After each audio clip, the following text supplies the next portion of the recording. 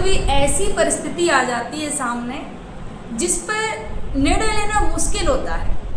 ऐसा ही एक मामला उत्तर प्रदेश के कानपुर से निकल कर आया, जिसको देखकर लोगों की आंखें भर आईं।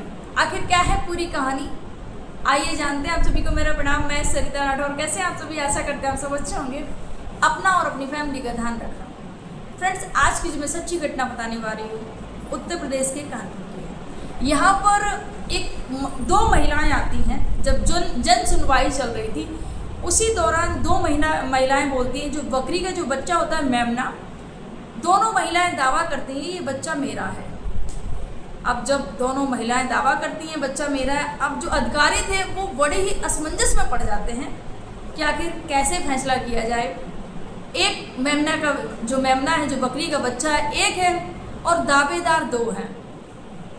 समझ में नहीं आ रहा था क्या किया जाए। जो पहली महिला होती है उससे पूछा जाता है, बोले नहीं यही मेरा बच्चा है। दूसरी महिला होती है उससे बोला जाता है नहीं यही मेरा बकरी का बच्चा है।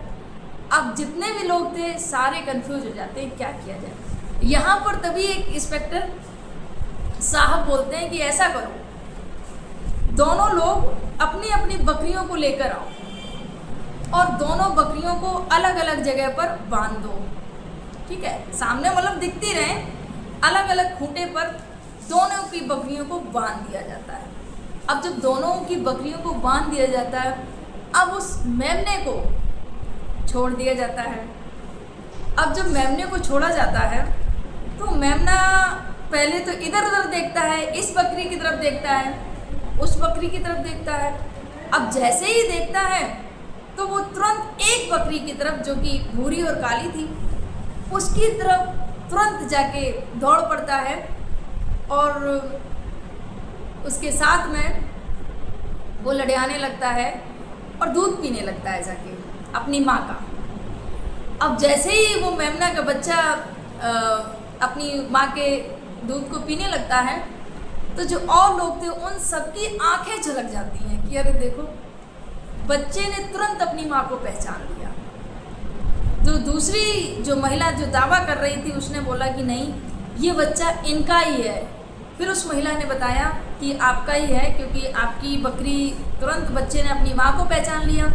सेम मेरा ऐसा ही मेमना था। मेरी बकरी ने भी अभी 5-6 दिन पहले ही बच्चे को जन्म दिया था, मेमने को, और उसके बाद में मेरा जो मेमना होता है वो चोरी हो जाता है।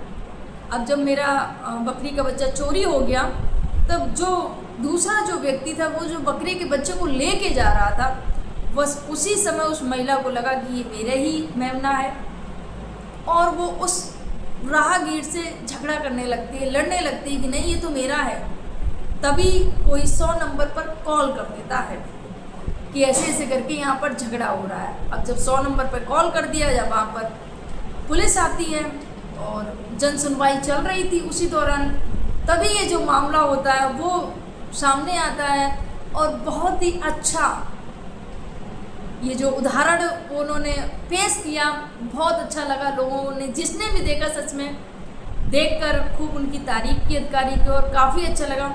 जिस महिला का वो मेमना नहीं निकला, उस महिला ने भी एक्सेप्ट किया कि मुझे क्षमा करना, मुझसे गलती हो गई, मैंने आपको परेशान किया, क्योंकि सेम ऐसा ही सेम मेरा मेमना था।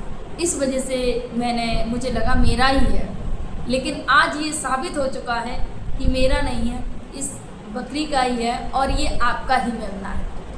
फ्रेंड्स, इससे पहले भी आपने भी स्टोरी सुनी होगी जिसमें एक बेटा होता है और उस बेटे पर दो माताएं अपना दावा कर रही होती हैं कि नहीं ये जो बेटा है ये मेरा है। अब राजा के सामने बड़ा ही असमंजस वाला पैदा हो जाता है कि क्या किया जाए, आखिर किसका बेटा है और किसका नहीं है। अगर एक भी किसी महिला के साथ में अन्याय हो गया तो मैं अपने आप को माफ़ नहीं कर पाऊंगा।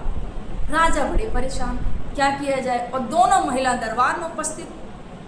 अब जो राजा के जो मंत्री थे उनसे पूछा कि अब क्या किया जाए। दोनों महिलाएं दावा कर रही कि मेरा ही बेटा है। यहाँ पर मंत्री ने एक सलाह दी राजा को कि राजा साहब सुनिएगा, दोनों के अगर ये बेटे हैं एक ही बच्चा दोनों माताओं का है, तो कुछ ऐसी तरकीब लगाओ कि अगर माँ होगी तो अपने बच्चे को कभी भी दुखी नहीं होना चाहेगी, कभी भी कि मेरा बच्चा इस दुनिया में ना रहे। राजा साहब ने ऐसे ही किया। राजा साहब ने कहा कि देखो पहले तो सच सच बता दो ये बच्चा है किसका, आपका है या आपका है। यहाँ पर जो महिला होती है बोलती नहीं मेरा है, दूसरी बोलती नहीं मेरा है।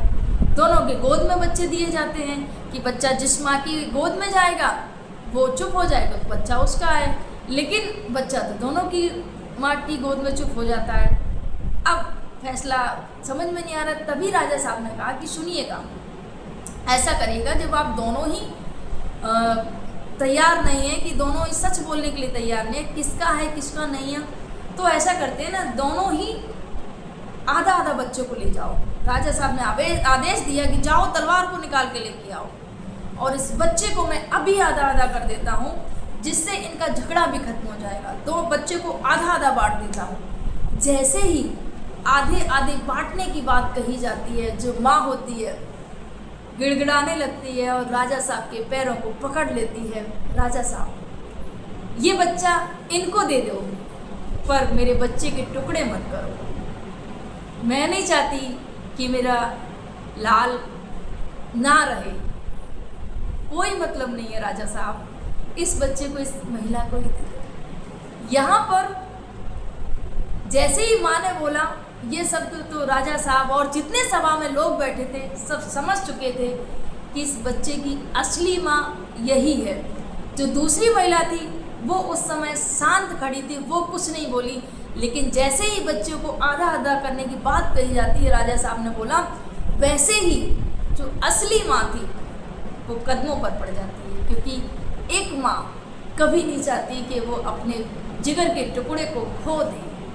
फिर कोई भी हालात हो, कैसे भी हालात हो, वो उसको त्याग देगी कि कैसे भी करके मेरा बच्चा कम से कम इस औरत के पास में रहेगा तो मैं इसको देख तो पाऊंगी, वो जीवित तो रहेगा, एक सुकून तो रहेगा मुझे कि हाँ मेरा बेटा है, कोई बात नहीं इसके यहाँ पलेगा, कोई दिक्कत नहीं, लेकिन ऐसा मत करिएगा।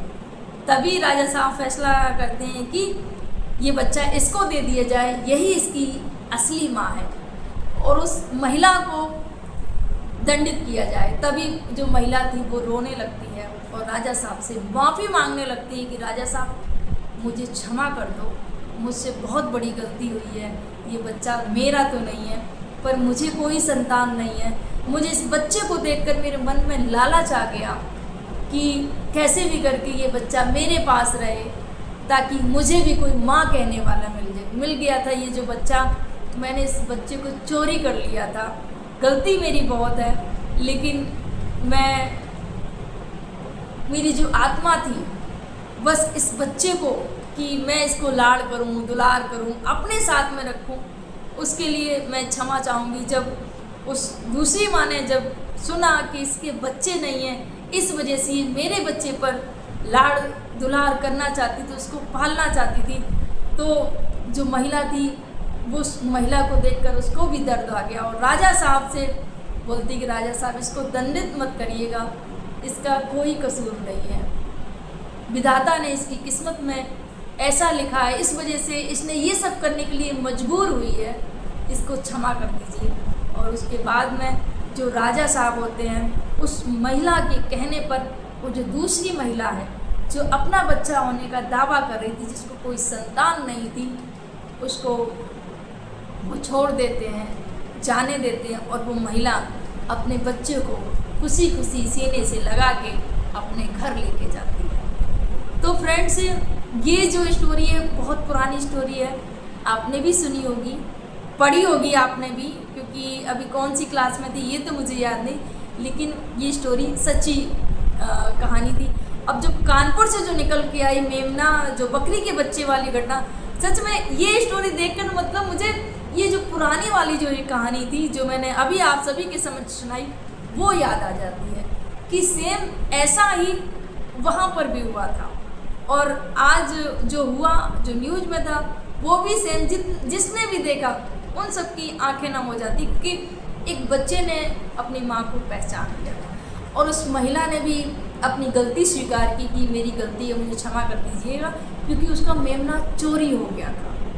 तो कैसी लगी आप सभी को ये कहानी? प्लीज़ स्टोरी अच्छी लगी तो वीडियो को लाइक और चैनल को भी सब्सक्राइब कर दीजिएगा। आप सभी को मेरा प्रणाम। जय हिंद, जय भारत।